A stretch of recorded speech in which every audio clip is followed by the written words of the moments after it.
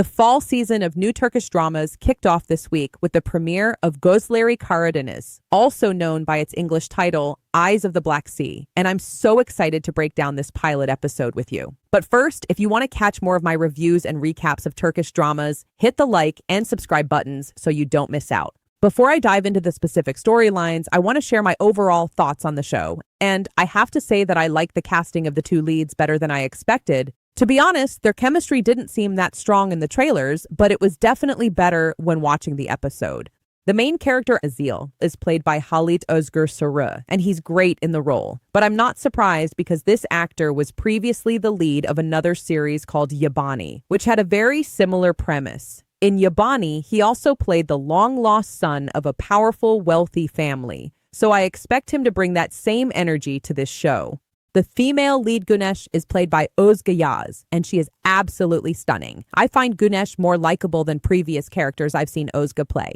In the other shows I've seen Özge in, her characters are usually depressed or heartbroken from some major betrayal. So it was refreshing to see her play a character who's actually having fun for a change. I believe this suits her better than the more dramatic roles. I'm also really drawn to the love story between Güneş and Özge, and I'm very invested in seeing how their relationship unfolds. But what did you all think about their chemistry? Let me know in the comments if you felt that spark too.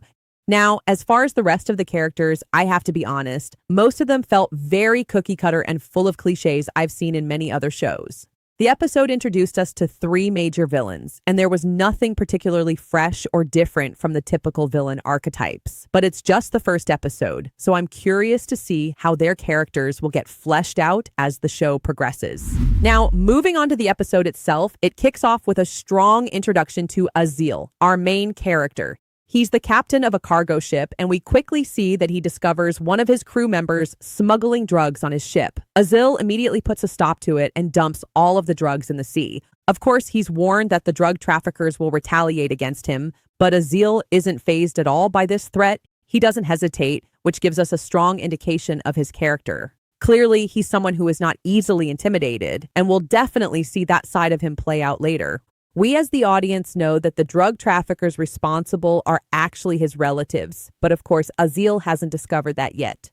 Our female lead Güneş is introduced exiting the airport after arriving in Rize from Istanbul. And I have to laugh because we see her wearing a beautiful white dress with what looks like 4-inch stiletto heels coming out of the airport. This is something I always see in Turkish dramas. Women traveling in stiletto heels. It's so impractical that it pulls me out of the story. Why are you wearing stiletto heels when traveling? It makes no sense, especially when we later discover she's visiting an orphanage where she'll presumably be playing outside with children. Is anyone else bothered by this, or is it just me? But anyway, she looks absolutely stunning. Güneş gets into a car to drive to the orphanage but gets derailed because the road is blocked. She gets out of her car to look for help and runs into Özge, who's on his boat, and they have this fun exchange where he tells her the only way to reach her destination in time is by sea, and he offers to take her there on his boat. Güneş is initially resistant because she has a fear of water and boats, but she eventually agrees because she doesn't want to disappoint the children waiting for her. What I loved about this scene is how Özge helps calm her down and put her mind at ease. There's this fun moment where he tells her to talk to his boat to get it started and plead for their safe journey. Güneş thinks it's ridiculous, but she does it anyway. You can see that Özge intentionally pushed her to do this to help her feel more comfortable. It was very cute watching all the effort he made, including singing to her. When Özge drops her off, he offers to wait so he can take her back to her car by boat.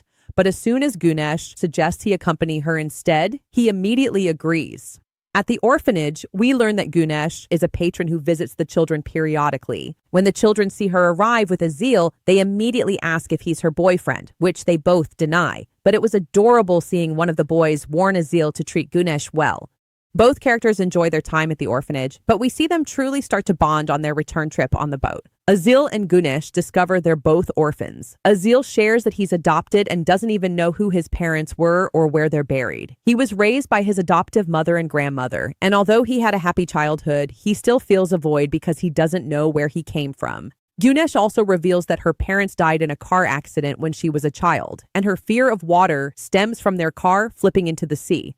This was a genuinely moving bonding moment which strengthened their emotional connection. So it's no surprise that Gunesh agrees to attend a local wedding with him that same night.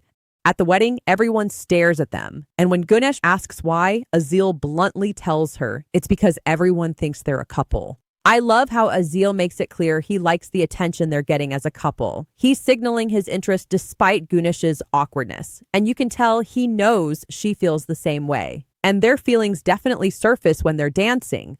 When it starts raining and everyone runs inside, Azil and Gunesh remain outside dancing in the rain. And we get this cinematic moment where they're staring into each other's eyes. As Gunesh starts to turn away, Azil pulls her back to him. And there's this tense, heated exchange between them. But just when you think they might kiss, the show fades to black, then cuts to the next morning with Gunesh waking up on his boat. I was initially frustrated we didn't see them kiss, and the show didn't explicitly confirm if any physical intimacy happened that night, so it's left up to our imaginations. But honestly, I choose to believe that they hooked up that night, or at the very least made out. And I also think the morning after scene was brilliantly handled and completely refreshing. We don't get the typical regret that we'd usually see from the female lead in this situation in other dramas. Gunesh doesn't question why she spent the night with Azil or show any regrets. In fact, she looked genuinely happy. She was smiling. There was definitely awkwardness between them, which felt realistic because there's so much unspoken between them.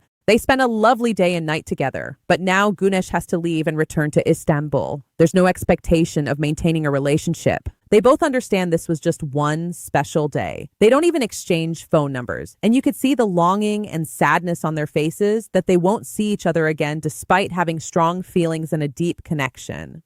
While their love story might seem too rushed or simple, I believe there will be plenty of drama and angst coming for them in episode 2. So I appreciated the breathing room for them to develop their connection.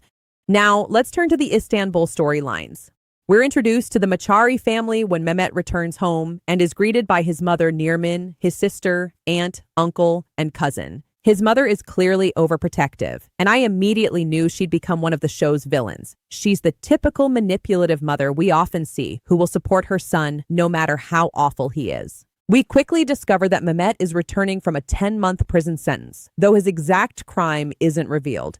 His father Osman clearly isn't happy since he doesn't even bother to welcome Mehmet home. When Mehmet goes to see his father, there's obvious friction and resentment. Mehmet is hurt that his father never tried to get him out of prison, and he assures Osman he's learned his lesson, but Osman is skeptical. It's clear Mehmet desperately wants his father's approval, but Osman remains cold, and we quickly learn Osman is right not to trust Mehmet, since he secretly partnered with his Aunt Havva to smuggle drugs. It was actually his drug deal that Azil derailed at the start of the episode. Here's where things get interesting. Osman is hiding that he's gravely ill and dying. His right-hand man, Kinalu, pleads with him to tell his family, but Osman refuses. He insists he needs to first make peace with his estranged mother and long-lost son in Rize. When Osman looks at photos of Azil, it becomes obvious that Azil is his son. Osman has been keeping tabs on Azil throughout his life without ever making contact. When Osman tells his family he's going to Rize on business, his wife Nirmin suspects the truth, and it becomes clear she knows about Azil's existence and sees him as a threat to Mehmet's inheritance.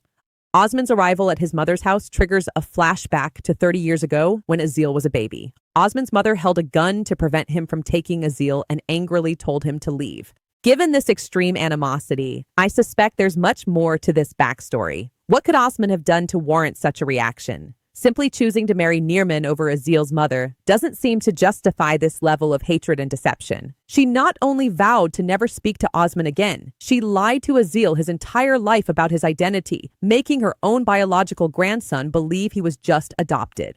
I'm really curious to learn what Osman did to justify his mother's determination to completely remove Azil from his life. When Azil returns home, he greets Osman by name. He knows Osman is his grandmother's estranged son, but doesn't know Osman is his father. Osman tells Azil about falling in love with a woman named Merjan, and when he reveals that Merjan was Azil's deceased mother, Azil is shocked. It's the first time he's ever heard his mother's name. But when Osman starts to reveal he's his father, Azil stops him. He's furious that Osman would dare present himself as a father after 30 years and refuses to hear anything else that Osman has to say. When his grandmother appears, you can see Azil's heartbreak, realizing she's been lying about his identity his entire life, and he storms off in tears. Meanwhile, Mehmet has been watching this conversation from his car.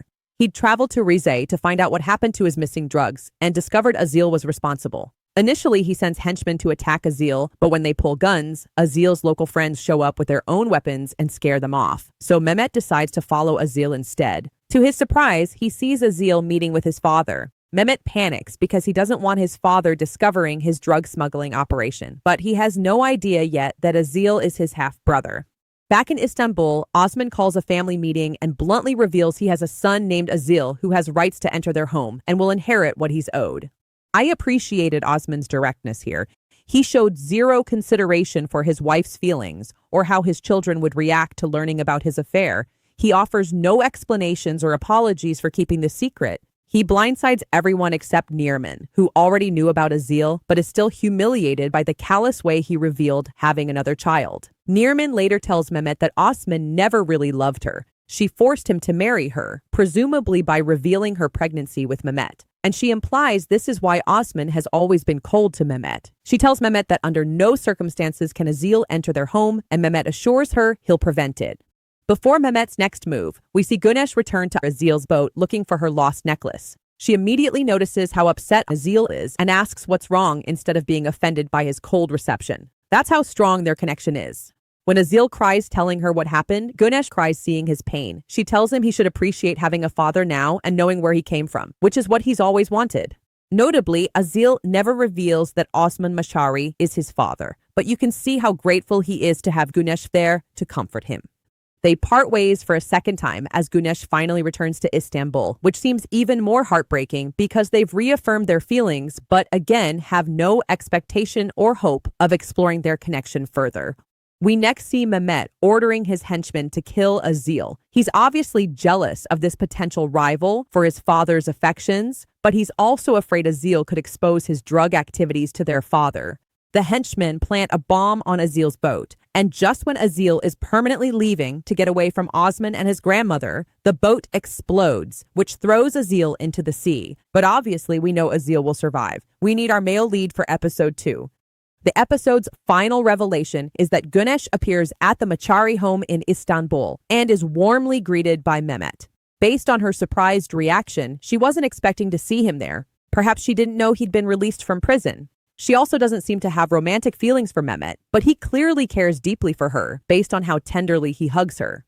For now, the nature of their relationship and Güneş's connection to the Machari family remains a mystery, which I'm looking forward to discovering in the next episode. Overall, I have to be honest and say that I have mixed feelings about this premiere episode. It didn't hook me as strongly as I was hoping. I definitely enjoyed the love story between Azil and Güneş, and I'm excited to see their reunion in Istanbul and how their connections to the Machari family will impact their relationship. I'm also curious if we'll get more backstory about what caused the rift between Osman and his mother. However, the villain storylines feel very familiar and unoriginal. We have the typical jealous half-brother, overprotective, manipulative mother, and the crime boss we've seen in countless other shows. So I found them rather boring. I'm hoping these characters will be developed beyond their initial one-dimensional archetypes. But I'm definitely keeping this show on my watch list to see how it progresses over the upcoming episodes. So those are my thoughts on episode 1 of Gözleri KaraDeniz. Did the premiere hook you, or are you waiting to see more? Drop your thoughts in the comments below. And don't forget to hit that subscribe button if you want to catch more of my Turkish drama reviews. Thanks for watching, and I'll catch you next time.